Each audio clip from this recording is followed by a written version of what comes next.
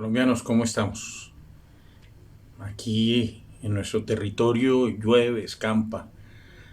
Y en ese mismo sentido, siguiendo la corriente climática,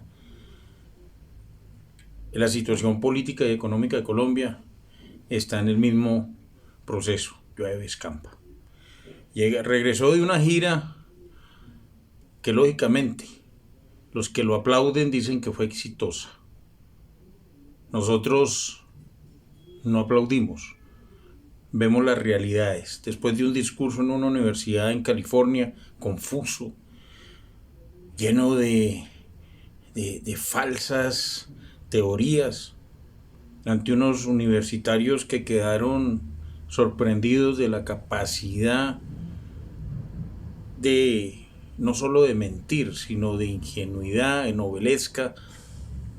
Viaja a Washington, se reúne con su homólogo globalista, progresista, y no voy a hablar de lo otro, en lo cuales también son bastante coherentes ellos y bastante afines.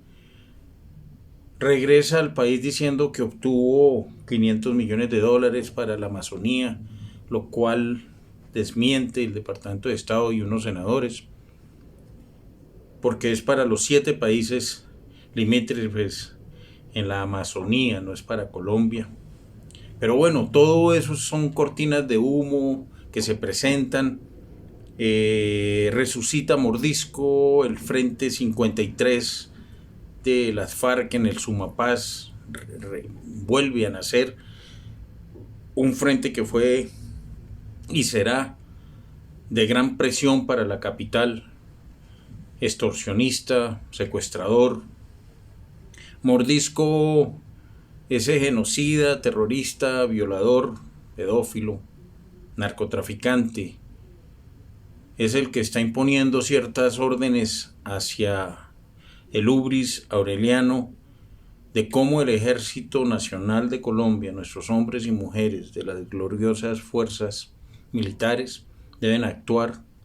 Mordisco impone normas, impone operaciones logísticas de transporte, el Estado invierte en ellas, helicópteros que van, helicópteros que vienen, pero nuestras tropas están abandonadas. Pero todo esto que sucede con el tremendo fracaso de Ecopetrol en la bolsa de Nueva York, en una caída no histórica, sino en una caída que nos costó más de 10 billones, la vemos pasar. Y para que todo esto pase y la prensa no lo aplauda, hace una crisis ministerial y expulsa de su gabinete a 5 ministros.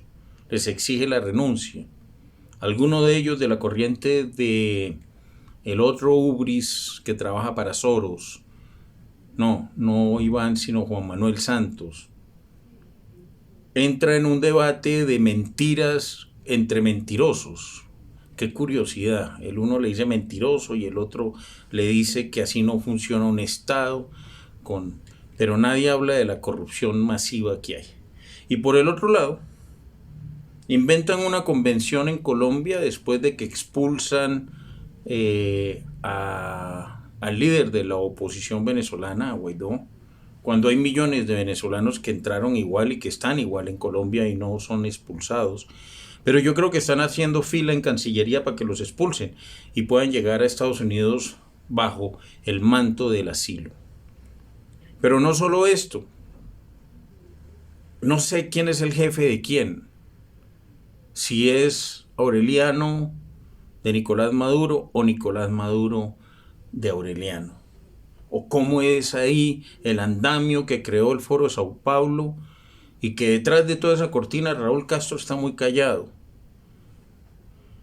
Pero se atreve Nicolás Maduro a amenazar a la Convención de México y al Acuerdo de México, en el cual exige que para que él siga avanzando en pro de la democracia en Venezuela,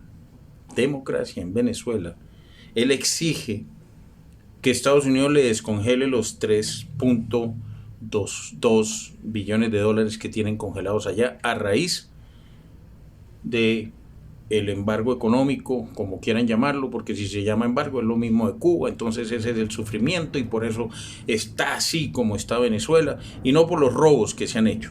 Pero todo esto tiene un manto, y es el manto de la impunidad, el manto de la inmunidad, el manto de la criminalidad que avanza en Colombia día a día. Colombianos, analicemos el fondo y el trasfondo de todo esto. Lo de menos es que saquen a 5 inútiles, ineptos, borregos, títeres, que aceptaron ser ministros por A o B condición. Ojalá esos ministros que están siendo expulsados se conviertan en una oposición de un nuevo gobierno, de una nueva Colombia. Reencauzar a Colombia, reencaucémosla a la república, a la ley y el orden, a la constitucionalidad.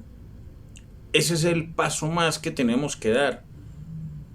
Esto no es un proceso de políticos ni de politiqueros, porque ellos a la hora de la verdad lo demostraron ayer en la Comisión Séptima del Senado, donde el presidente es un títere, reportero y actor de comerciales, fracasado, pero tiene una muy buena relación y vínculo, no quisiera decir sentimental, con el coestado Alcocer, que se beneficia y se enriquece de viáticos que le dan por ir a los entierros de los monarcas en el exterior, 32 millones.